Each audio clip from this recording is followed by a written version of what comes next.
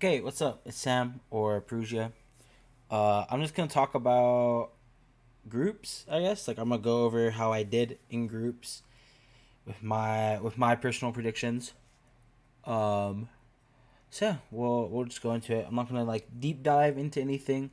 Just kind of like talk about any games I thought were interesting. Um, and just like any upsets that happened. We'll just go left to right. So Group A, I got Baka Gods and NXG in 1 and 2. I was wrong about NXG.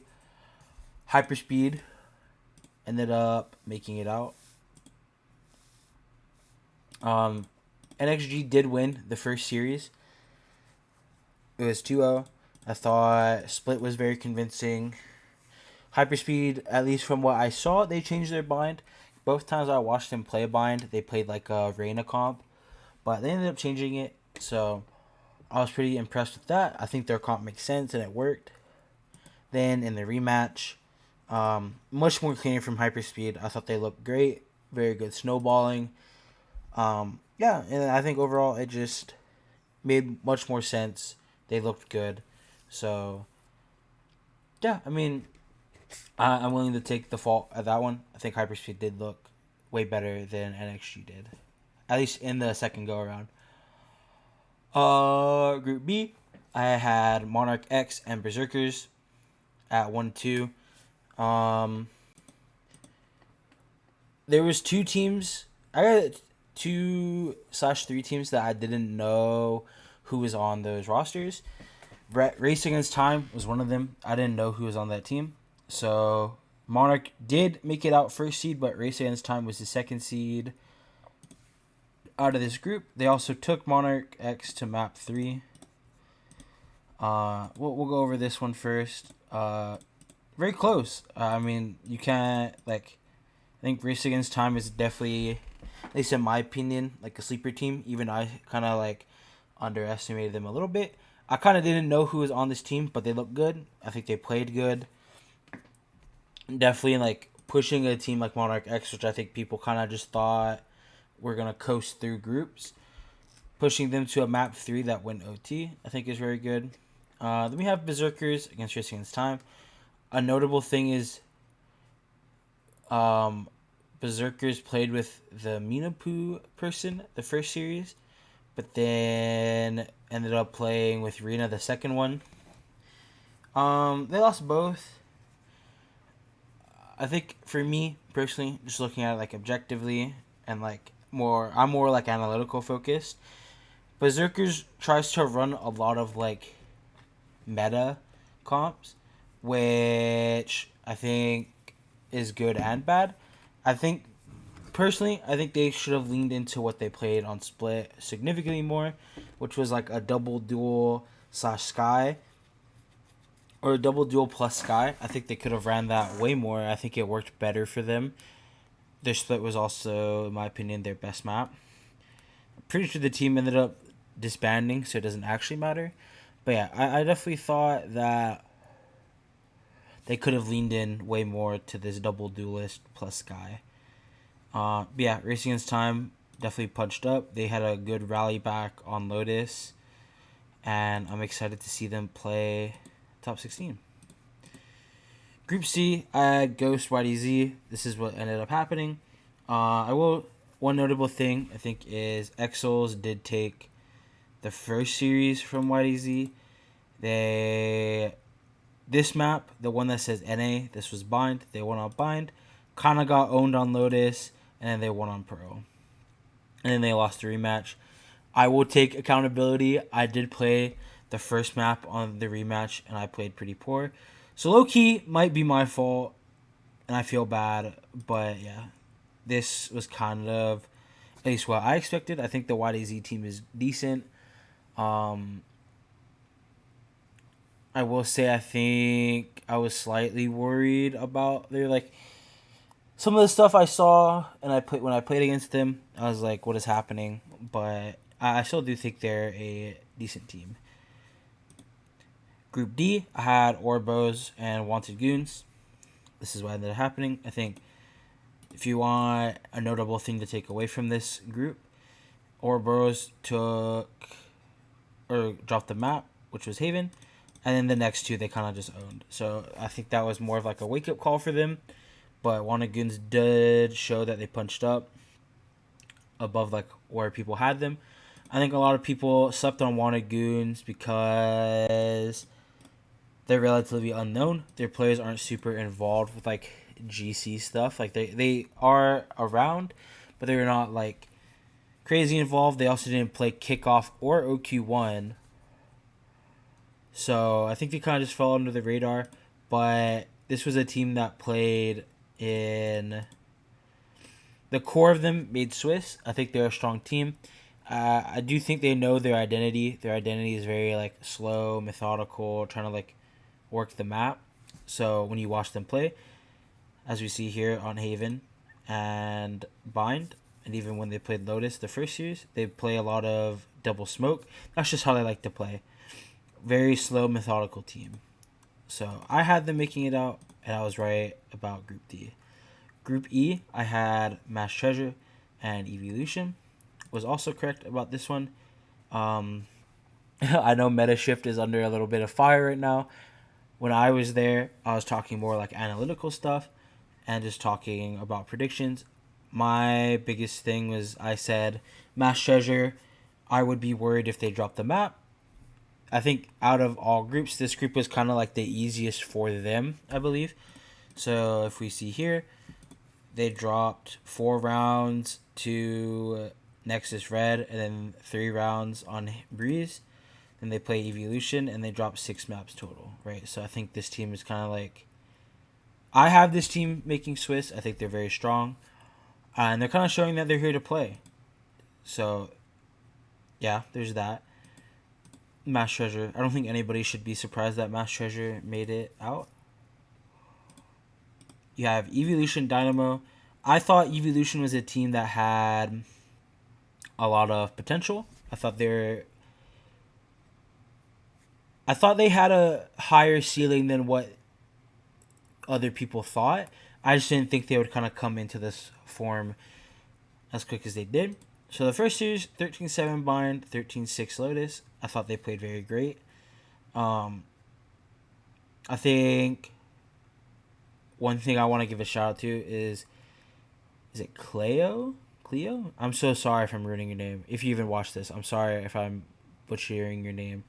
She was actually on Dynamo the first go around when they made it out of groups and they made top 16, and now she's on a different team with like 2 people who are new in Kyrian and Ayako, and then Scenario and Kim are both like coming back to GC after a big break, and they had a small roster move before OQ, which was putting Kim in the main roster over somebody else. And I'm pretty sure she's their IGL. I think I saw a tweet about that. And I think to have a team where it's like you're having minimal practice before OQ, you're with 2 newer people to the scene, at least to my knowledge, and 2 people who are coming back, and you're able to take them out of groups, I think is impressive. And I want to give her a huge shout out because she also was on Dynamo the first OQ when they made it out. So I think I want to sing her praises a bit. Second series, Dynamo ended up taking Lotus. Evolution takes Haven, and then they won on split. Noticeably, Dynamo only got 1 round on attack. It is a defense-sided map, but I do notice that they run a Lotus chamber comp or a Sage chamber comp on Lotus, and then they run a solo Sage on split. I do think Sage is good, but I think I would have preferred maybe like somebody else in place of this Sage. I don't think this comp is that... I don't think it's as good as it could have been, personally. I think there could have been a different tweak, and I think if you wanted to play a Senti, I think Vice on this map is very, very strong, personally. But yeah, so Group E, I got correct. Group F, I got the teams who made it out correct. It was the wrong order. As I said it in Group B with Race Against Time, I did not know who was on Ace of Hearts. If I did this group when I knew who was on Ace of Hearts, I would have flipped them. I would have had Ace of Hearts 1, 10x2. But by the time I figured it out, I was like, I'm just gonna hold it. You know, I think Ace of Hearts proved they're here to play. They double 13 0'd in Control Bloom, and then they had a close series, a close map one against Rozo, and then they kind of like 13-2'd them after. So I think they made it out pretty convincingly. I think for me, one thing that was very shocking was how much, to at least to me, 10X struggled with their group. They lost the first series to Rozo. It was close. It wasn't like they got blown out of the water or anything. 13-11, 13-10. And then they went map 3 with In Control. 13-11, 13-6, and then a 13-10 on the second map. And just before we get into the Rozo 10x rematch, I was very surprised. I think very highly of 10x. In my mind, they are a good team and they should be a good team, but they've struggled, at least to me, they've struggled to meet the expectations that I had for them. I think even before they made these roster changes, I had them either right below Swiss or making Swiss. Even for kickoff, I think I had them getting close to like main event or something. So I don't know if it's like match day, they get nervous or whatever, but I was very surprised because I think they are a good team and they should be a better team than what's being shown. We have the Rozo 10x rematch. They lost Lotus again. I think if the Rozo core stays together, this map should be what they lean into. I think their Lotus is very strong. They got smoked on Breeze, and then Pro was a 13-8. So 10x did ended up making it out. I want to give a shout out to Rozo. I think Rozo kind of proved people wrong. I think people think that they're kind of like a pushover. I disagree. I think they have good ideas. So, but yeah, congrats to 10x, right? Bouncing back after they lost. Yeah, winning a rematch is hard sometimes. Next up, we got Group G. I had Chemical 1, TV 2. The teams were right. Again, the order was wrong. TV got an FF win the first series. And I will say, talking about underrated teams, I think the Synapse team was underrated. I think we kind of brushed over them. Invert, holy moly, this Invert person is so good. I knew they were good. They were on a team before. I think it was Purpose Gaming Sirens. But they are so good. Like, in this whole series, like, plus 38.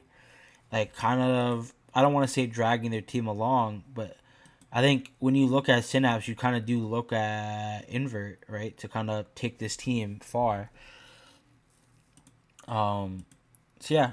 A first series against Chemical was a map 3. Chemical and TV then also played, which went map 3. It was, I think, aside from Fracture, like the first two maps were close. I think a few swing rounds go a different way. We could see like a 2-0. Yeah, I mean, I think TV looks better. They are playing with Sonder. It's so cute. I think that's a good addition for them. I think just having like more of a veteran on the team that can kind of guide them when things go hard, I think, or things get rough is good for them. So yeah, I think Saunders a good addition. I think their comps make sense. I like to see them leaning. I think one thing people talked a lot about with this team was like NUE Jet was very strong, but on non-Jet maps it could be kind of hard. But now we see her, like, we had a whole map pool where she's playing like Neon Rays, which I really like to see. I think she's showing that she can play the Neon. I think she's also being very selfless for her team. Like, she's enabling them to set up, or like she's setting them up to be better than they are. And then Chemical, Synapse, Rematch, and Lowers. Again, another map 3. Bind wasn't that close. The maps that Chemical won weren't close. But again, Invert plus 31. Like, I think Invert, I hope to see them play more because they are insane. And I played against them in a warm-up scrim, and I was just getting insta-domed every time. And even just watching them play, like their Neon especially is so good. It is so good. But yeah, I hope to see them play more. They were absolutely incredible. All right, last group, Group H, Skyline, Alliance Angels. I got this one right. I think this first series, I think for AXA, I got a little worried. More so about like they looked decent. I think they looked good. Whoops. Skyline, I think they had a close map against Spaghetti, but overall, I think they looked decent. So then this was kind of the match I was looking at, AXA Skyline. The way I described this match when I did talk about it on Metashift was like both teams are very, very, at least to me, both teams are very poor on defense. I think their defense macro and micro is very poor. So I kind of thought this was gonna come down to a battle of like who had a better attack. If you look at this, it kind of rings true, right? Like whoever kind of got an advantage on attack or who started the snowball looked way better. So for me, it was like who has a better attack or who has better band-aid solutions, right? So we got a 13-11 map 1, 13-6, 13-6, right? And I think one thing you can really notice is like Skyline in the maps they won, they started attack and just started snowballing. So I think I was kind of right, I think it was just whoever got a better attack won. XA Rejects played again. This game was way closer. You want to talk about defense? Their defense looked great on Split. I think it is one of the more defensive sided maps in the game, but still, just having a solid half after being down 8-4. I want to give a shout out to Rejects, man. Like, I know there's a lot of controversy, not controversy, but there's stuff going around because of what was said on Metashift. I guess for me, right, I think I was like one of the only people kind of defending this team. I feel like I thought they had. I still do think it was AXA Skyline. I thought they had a small chance to make it out, but I definitely think they were better than what people were saying. And yeah, I mean, I think this was just a pug team, but I hope to see some of them competing again. Yeah, that's it for groups. If you want to look at playoffs, here's what playoffs looks right now. I think I might do a separate video kind of going over playoffs when Swiss gets decided or talking about teams that have made Swiss. So far, I don't think the only one I think that's super surprising to me is Alliance Angels Monarch. Like I definitely thought I thought Monarchs were kind of just like mechanics diff, like I didn't think they were gonna struggle versus AXA, and that's not anything against AXA. I just kind of thought, I guess I thought a little higher Monarch X, but I think AXA played great. I think they definitely leaned into like what they were good at. But yeah, I'm not gonna cover all of playoffs right now. I think I'll do a big video talking about teams that made Swiss and whatnot when that wraps up on Friday. But yeah, thank you guys so much for watching, and I hope to see you in the next one.